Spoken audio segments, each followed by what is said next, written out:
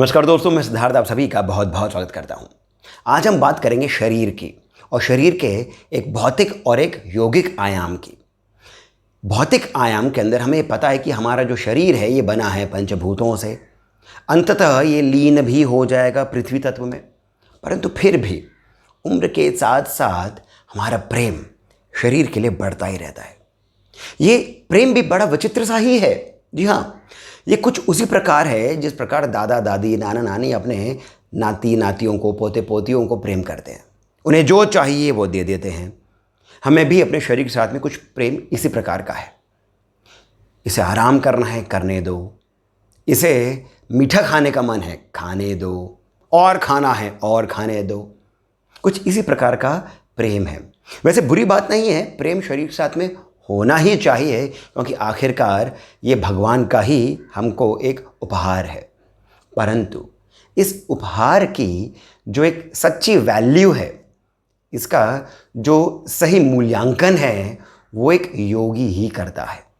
योगी भी अपने शरीर से प्यार करता है, प्रेम करता है, परंतु वे इसे अपने मन के अनुसार चलाते हैं, ना कि इसके अनुसार। और जब हम बात कर रहे हैं योगियों की, तो वहीं पर ही हमें बात करनी होगी श्री नीम करोली महाराज जी की भी, क्योंकि इनके जैसे योगी पिछली सदी में कुछ विरले ही हुए हैं। ये योगी भी थे, ये संत भी थे, ये भक्त भी थे, और ये स्वयं हनुमान भी थे। जितने भक्त हैं उनकी उतनी ही मान्यताएं हैं बाबा जी के लिए, महाराज जी के लिए। आज मैं बाबा नीम करोली महाराज की 5 कहानियाँ, 5 प्रसंग लेकर के आया हूँ। मैंने सोचा कि बात हो रही है पंचभूतों की, तो 5 प्रसंग भी आ ही जाने चाहिए।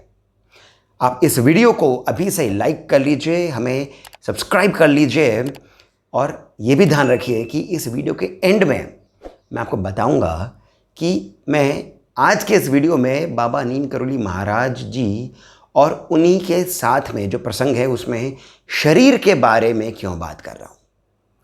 कुछ रहस्य नहीं है, परंतु कुछ ऐसी बात है, कुछ ऐसी इन्फॉर्मेशन है जो बाबा नीम करोली के भक्तों को अवश्य ही सुननी चाहिए और पता ही होनी चाहिए। तो बिना किसी विलंब के आइए सुनते हैं वो 5 प्रसंग। अंत तक सुनते रहिएगा। ये जो पहला प्रसंग है ये है तो छोटा सा, परंतु ये आगे के प्रसंगों के लिए और जो बात हमें समझनी उसके लिए बेस सेट करता है। हुआ ये था कि एक बार बाबा के ही एक भक्त की बेटी, वो रही होगी कुछ 14-15 साल की, यानी टीनेज थी वो कुछ दिनों के लिए बाबा के आश्रम में रुकी थी। रात को उसने कुछ अजीब सी बातें ऑब्जर्व करी। वो ये देखती थी कि बाबा जो हैं वो दिन में तो जब आश्रम में बहुत भीड़ होती है, भक्त आते हैं, बातें चीतें होती हैं, सब कुछ हो रहा होता है, तब बाबा जो हैं वो एक बूढ़े व्यक्ति की तरह होते हैं, जिन्हें उठाने के लिए भी हाथ चाहिए होते हैं। एक निर्भर व्यक्ति जो है उस प्रकार से बाबा दिन भर में रहते हैं। परंतु ज्यों ही आश्रम के किवाड़ बंद हो जाते हैं, अंधेरा छा जाता है, बाबा का जो शरीर है वो एक बूढ़े निर्भर आकार से निकल करके एक चुस्त दुरुस्त युवक की भांति एकदम अपना रूपांतरण कर लेता है। और बाबा जो हैं आश्रम में इधर से उधर किसी न किसी काम के लिए भागते हुए नजर आते हैं। जी हाँ, भागते हुए नजर आते हैं। इस बारे में कुछ दिन तक तो उस लड़की ने देखा कि ये क्या कुछ बदलाव आ जाता है। सुबह तक बाबा ऐसे होते हैं बूढ़े से, और रात को बाबा भाग रहे होते हैं। एक बार उसने बाबा से पूछ ही लिया कि बाबा ये क्या गुत्थी है। इसका उत्तर बाबा ने केवल हंस के दिया। अर्थात बाबा अपने भक्तों को अपने ही अनुसार अलग अलग प्रकार के अनुभव प्रदान करते ही रहते थे। ये जो छोटा सा प्रसंग है, इससे में ये बात समझ में आती है, और जो बेस सेट करता है वो ये कि बाबा का जो शरीर है उसे कोई भी कभी भी समझ नहीं पाया है। मैंने पहले की भी कुछ वीडियोस में आपको बताया है कि कभी बाबा का शरीर किसी को बहुत लंबा लगता था, कभी बहुत छोटा, कभी बहुत भारी, कभी बहुत हल्का। परंतु यहाँ पर हम बाबा के एक अलग आयाम के बारे में बात करते हैं।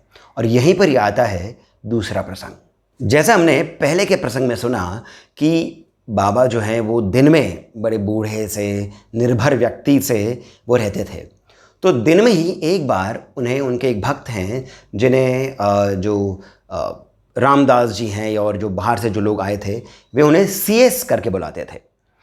तो जो ये CS श्रीमान हैं ये बाबा जी को एक बार नहला रहे थे और नहलाते नहलाते इनके मन में एक ऐसे ही विचार आया कि जो गोरखनाथ जी थे या फिर गोरखनाथ जी हैं, क्योंकि ऐसे बड़े बड़े सिद्धों का शरीर जो होता है वो कहीं गायब नहीं होता है, वो बस इस वातावरण में विलीन हो जाता है और इनकी शक्तियाँ हमारे को अपनी कृपा प्रदान करती रहती हैं। तो जो इनके CS नाम के भक्त थे ये बाबा जी को नहला रहे थे। नहलाते वक्त इनके मन में ऐसे ही एक ख्याल आया, एक थॉट आया गोरक्षनाथ या फिर गोरखनाथ बाबा के बारे में कि उनका भी जो शरीर था वो किसी भी रूप में बन जाता था। यानी कि गोरखनाथ जी जो हैं, जो सुनने में आता है कि उनके शरीर की कोई सीमा नहीं थी, वो जब चाहें जो चाहें आकार ले लेते थे, एक ही साथ कई जगहों पर होते थे इत्यादि। तो उनके मन में ये थॉट आ रहा था और बाबा जी को नहला रहे थे। जब बात आई धोती बांधने की तो उन्होंने बाबा के कमर पर धोती बांधी और धोती से जब नीचे की ओर उन्होंने देखा तो उन्हें नीम करोली बाबा की टांगें नज़र ही नहीं आई। दिन का वक्त था, ऐसा भी नहीं कि अंधेरा था या कुछ था, दिन का समय था। उन्हें बाबा के उस धोती पे से टांगें नज़र नहीं आईं। वो समझ नहीं पाए ये क्या है। उन्होंने ऊपर देखा बाबा को कुछ बोलने के लिए, उसी वक्त बाबा ने उन्हें डांट कर बोला, जाओ तुम यहाँ से, मैं धोती खुद ही बांध लूँगा, जाओ जाओ यहाँ से। ये बाबा का फेवरेट वर्ड था, जाओ। डांट डपट कर उन्हें भगा दिया। ये जो बात है ये हमें एक अलग प्लेटफॉर्म पर लेकर जाती है बाबा के बारे में समझने में, कि बाबा का जो शरीर है ये भले ही पंच तत्वों से बना था, परंतु बाबा ने जो सतत अध्यात्म के कारण जो योगिक शक्तियाँ प्राप्त करी थी वो बाबा को इस प्रकार से सहायता करती थी कि बाबा को अपने भक्तों को जो रूप जिस भाव में दिखाना होता था वो बाबा जब चाहे कर लेते थे। ये जो बात आई जब वे स्वयं गोरखनाथ जी के बारे में सोच रहे थे तो वैसा ही कुछ चमत्कार बाबा ने इनको दिखाया, CS श्रीमान को। ये भी बताता है कि बाबा की योगिक शक्तियाँ किस उच्चतम स्तर पर थी।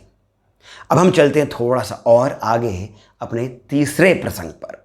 कानपुर के पास ही एक जगह है पंखी, वहाँ पर एक बाबा की ही योजना के अनुसार वहाँ पर एक हनुमान मंदिर बन करके तैयार हो गया। बात आई उसके उद्घाटन की। तब सब लोगों ने बाबा जी से भी कहा कि आप भी आ जाएं तो अच्छा रहेगा। बाबा उस समय थे प्रयाग में। बाबा ने ये कहलवाया कि मैं नहीं आ पाऊँगा, आप इसका उद्घाटन स्वयं ही करवा लें। और बाबा अपने ही भक्त के यहाँ पर प्रयागराज में रुके हुए थे और जिस दिन ये उद्घाटन होना था उस दिन की सुबह सुबह बाबा ने अपने भक्त को कहा कि मैं जा रहा हूँ कमरे में ध्यान लगाने, तुम इस दरवाज़े को, इस कमरे के दरवाज़े को बाहर से ही लगा दो, बाहर से बंद कर दो, क्योंकि अन्यथा लोग आते आते रहते हैं। भक्त ने बाबा की बात मानी और बाबा को कमरे के बाहर से ताला लगा दिया। यानी कि बाबा अब कमरे में ही थे।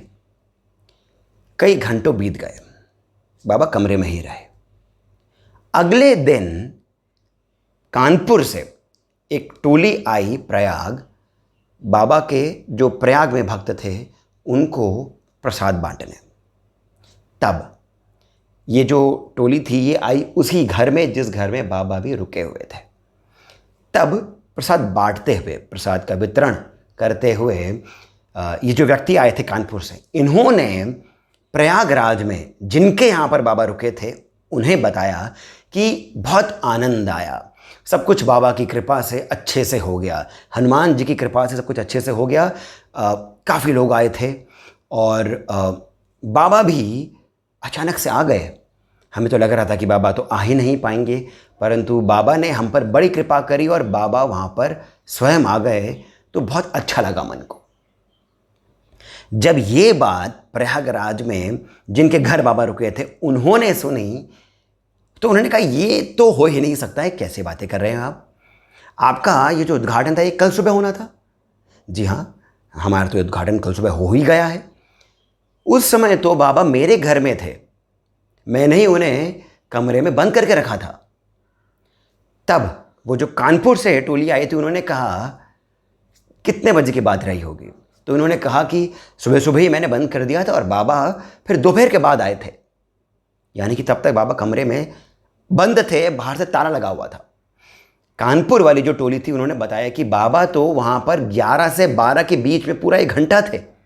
ये जो प्रसंग है दोस्तों, ये हमें बाबा के ओमनी प्रेजेंट होने की पुष्टि करता है, यानी एक ही समय में बाबा 2 अन्य अन्य स्थानों में रह सकते थे। और ये केवल सटल फॉर्म में नहीं था, भौतिक रूप से 2 अलग अलग स्थानों में एक ही समय पर बाबा रह सकते थे। इसके पीछे का एक यौगिक विज्ञान है जो ज्ञानगंज के ही गुरु श्री विशुद्धानंद जी महाराज ने अपने शिष्यों को बताया है, परंतु वो विज्ञान मैं आपको आज इस वीडियो में नहीं बता रहा हूँ। लेकिन बात यह है कि एक योगी अपने क्रियाओं के माध्यम से ऐसा कर सकता है, ये पूर्णतः संभव है। अब हम चलते हैं चौथे प्रसंग के पास। अब जैसा जो ये तीसरा प्रसंग था वैसा ही कुछ चौथा प्रसंग भी था कि बाबा ने एक बार अपने आश्रम में अपने भक्तों को बोला कि मुझे कमरे में जाकर के थोड़ा सा आराम करना है, कोई मुझे तंग नहीं करे, इसलिए तुम बाहर से ही दरवाजे पर ताला मार दो ताकि कोई देख करके ताला आ ही नहीं, दरवाज़ा खड़खड़ाए भी नहीं। भक्तों ने वैसा ही किया। ऐसे करके वे बाहर आकर के बैठ गए। कुछ ही समय बाद एक अन्य व्यक्ति बाहर से आया आश्रम, और जो भक्त थे उनको बस ऐसे ही पूछा कि बाबा कहाँ जा रहे हैं आज अकेले ही। भक्तों को बड़ा अचरज हुआ कि ये क्या बात कर रहे हैं, बाबा तो कितने घंटों से अंदर ही हैं। उन्होंने कहा है कि वो थोड़ा आराम करना चाहते हैं, तो मैं ताला मार दूँ उनके कमरे में बाहर। तो जो ये भक्त बाहर से आए थे आश्रम में, इन्होंने कहा क्या बात कर रहे हो, मुझे तो बाबा जो हैं वो रिक्शे में कहीं जाते हुए नजर आए। दोनों को ये बात समझ में नहीं आई। तभी बीच में ये जो प्रसंग जिन्होंने बताया था उन्होंने ये कहा कि बाबा जो हैं वे उनकी बहन के घर उस समय आए थे और एक कहा था कि मुझे खिचड़ी बना के खिला दो, आज अच्छा नहीं लग रहा है तो आज मैं खिचड़ी ही खाऊंगा। अर्थात एक तीसरे व्यक्ति को भी इस बात का अनुभव हुआ कि बाबा शारीरिक रूप से एक तीसरे स्थान पर थे, यानी वो कमरे में भी थे, किसी को बाबा रिक्शे में जाते हुए दिखे, और रिक्शे में जहाँ जा रहे थे वहाँ पर केवल एक ही व्यक्ति को इस बात का आभास नहीं हुआ, वे सत्य में किसी के घर गए, वहाँ पर उन्होंने जाकर के खिचड़ी भी खाई। और इस बात की पुष्टि करने के लिए और 1-2 व्यक्ति भी थे।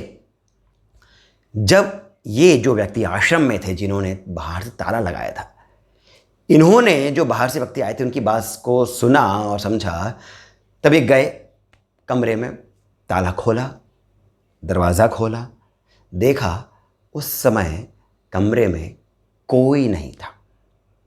कमरे की जो खिड़की थी वगैरह, जो भी बाहर जाने का किसी भी रूप में कोई भी तरीका हो सकता था, वो कुछ भी खिड़की इत्यादि कुछ टूटा नहीं था। जैसे कुछ भी ऐसा नहीं हुआ था कि किसी ने कोशिश करी हो कि खिड़की तोड़ करके वो बाहर कूद जाए।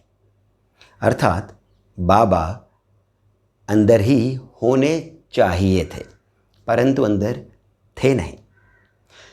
ये जो भक्त थे इन्हें कुछ अचरज तो नहीं हुआ कि बाबा नहीं हैं, क्योंकि बाबा की लीलाएं कई सारी ऐसे पहले भी हो रखी थी। तो इन्होंने दरवाज़ा जो है वो फिर से बाहर से बंद कर दिया। थोड़ी ही देर बाद अंदर से कुछ आवाज़ें आईं। जब ये भागे भागे गए और दरवाजे का ताला खोला, दरवाजे को खोला, तो पाया कि बाबा नींद करोली, नींद से अब उठ रहे हैं। बहुत ही अद्भुत बात थी। जो भक्त थे वे जानते थे कि बाबा जो हैं वो इस प्रकार की लीलाएं करते रहते हैं, परंतु जब जब भी वे इस प्रकार की लीलाएं करते थे तब तब जो भक्त हैं वे भाव विभोर हो ही जाते थे। नित्य नई लीलाएं और नित्य नए अनुभव। भक्तों के लिए बाबा का जो आश्रम था वो किसी स्वर्ग से कम नहीं रहा होगा। यहीं पर ही अब हम बात करते हैं 5वें प्रसंग की। एक बार की बात है कि बाबा कानपुर में थे, अपने किसी भक्त के यहाँ पर बाबा रुके हुए थे। वहीं से ही कोई एक व्यक्ति नैनीताल जा रहे थे। उन्होंने बाबा जी से पूछा कि बाबा जी कुछ कहलवाना है आपको नैनीताल में, किसी भक्त के बारे में या उसके लिए कुछ भी ऐसी बात। तो बाबा ने कहा ठीक है, तुम जब जा रहे हो नैनीताल तो वहाँ पर बोल देना कि मैं 15 दिनों बाद ही वहाँ पर आऊँगा, 15 दिनों तक मैं यहीं पर ही हूँ। भक्त ने कहा ठीक है। भक्त जो हैं वे चल दिए नैनीताल, और जब वे नैनीताल पहुँचे तो उन्होंने सोचा कि मैं घर जाने से पहले मैं आश्रम जा कर के वहाँ पर बता देता हूँ कि बाबा ने ऐसा कुछ संदेशा भिजवाया है। जब वे आश्रम की ओर जा ही रहे थे तब उन्होंने देखा कि आश्रम के बाहर बहुत भीड़ है। उन्हें लगा कि भीड़ क्यों है, जब बाबा अब आश्रम में अभी तो है ही नहीं, मैं तो कानपुर में है, तो इतनी भीड़ क्यों है, क्या बात हो गई होगी। वे गए, वहाँ पर पहुँचे तो देखा कि बाबा नीम करोली अपने आश्रम में बैठे हुए हैं, भक्तों का पूरा तांता लगा है। वो समझ गए कि ये बाबा की लीला है। अब इस पर बाबा ने एक और लीला खेली। ये जो भक्त हैं ये बाबा के पास पहुँचे और रूठ करके बोले कि बाबा ये क्या है, आप तो अभी कानपुर में थे, और फिर कानपुर में थे और इतना जल्दी आप यहाँ पर भी आ गए, ऐसा तो हो ही नहीं सकता है। तो आप यहाँ पर भी कैसे हैं जब आप भी वहाँ पर भी थे। तो जब इतने सारे भक्त आए थे तो ऐसे में बाबा ने इस बारे में कुछ बात करना उचित नहीं समझा। बाबा ने अपने ही भक्त को डांट दिया और अपने ही चिर परिचित अंदाज में कहा, बाप जाओ यहाँ से, तुम झूठ बोल रहे हो, जाओ। वो जो भक्त थे वे भी मुस्कराए, ये भी चल दिए। परंतु दोस्तों बात यही आती है कि बाबा जो हैं वे एक उच्च कोटि के योगी थे जिन्होंने अपने शरीर पर पूर्णतः अपना राज स्थापित कर लिया था। एक साथ 2 स्थानों पे होना, शरीर की आकृति बदल लेना, ये सभी जो बातें हैं ये बाबा का पंच तत्वों पर, पंचभूतों पर जो कंट्रोल था उसके बारे में बताती है। अब मैं आपको बताता हूँ कि मैंने आज का जो ये वीडियो है इसका विषय शरीर क्यों चुना। आज से 50 वर्षों पहले अर्थात 11 सितंबर 1973 को करीब 1, 1.5 या 1 से 2 के बीच में सुबह सुबह बाबा ने अपने शरीर का त्याग किया था। ये एक ऐसी घटना है जिससे बाबा अब भौतिक रूप में नहीं होकर के वैश्विक स्तर पर, या फिर मैं यूँ कहूँ कि ब्रह्मांडीय स्तर पर अब बाबा क्रियाशील हो गए थे। अर्थात कि जब तक वे भौतिक शरीर में थे तब तक तो जितने लोग उनके संपर्क में आए उन सभी ने बाबा की शक्ति का अनुभव किया। परंतु 11 सितंबर 1973 के बाद बाबा अब ब्रह्मांडीय स्तर पर क्रियाशील हो गए थे, उनकी शक्तियाँ क्रियान्वित हो गई थी। ये बात हमें एक उत्सव की तरह मनानी चाहिए। ये जो दिन है ये सभी भक्तों के लिए बहुत ही महत्वपूर्ण दिवस होना चाहिए, क्योंकि ये बात बहुत सही है, सत्य है कि जो योगी होते हैं, जो देवता होते हैं, जब वो अवतार जब वे ले लेते हैं तब वे भले ही अपने शरीर का त्याग कर दें, उनकी शक्तियाँ अलग अलग अवधियों तक धरती पर रहती हैं। ऐसा श्री रामकृष्ण परमहंस के बारे में भी कहा जाता है, देवराहा बाबा के बारे में भी कहा जाता है, ऐसा श्री राम श्री कृष्ण के बारे में भी कहा जाता है, और ऐसा बाबा नीम करोली महाराज जी के लिए भी सत्य है। तो दोस्तों 11 सितंबर 1973 को जो घटना हुई थी वो हम सभी भक्तों के लिए, जो देश में बैठे हैं, विदेशों में जो हैं, उन सब के लिए बहुत ही इम्पॉर्टेंट है, तो प्रतिवर्ष हम 11 सितंबर को एक उत्सव की तरह यदि मनाएं तो बहुत अच्छा रहेगा। इस बारे में आप अपने विचार मुझे कमेंट सेक्शन में कृपया करके बताएं। यदि ये वीडियो, ये 5 प्रसंग आपको अच्छे लगे हों तो कृपया करके इस वीडियो को लाइक भी कर लीजिए। चैनल को सब्सक्राइब करना नहीं भूलें। कमेंट सेक्शन में जाकर के जो पहला कमेंट पिंड है वहाँ से जीपे, पेटीएम इत्यादि के माध्यम से जितना भी हो सके 100, 200, 500 आप हमें श्री सहयोग अवश्य प्रदान करें, बहुत प्रोत्साहन मिलता है। इसी के साथ मुझे यानी सिद्धार्थ को अब जाने की अनुमति दीजिए। बहुत बहुत धन्यवाद।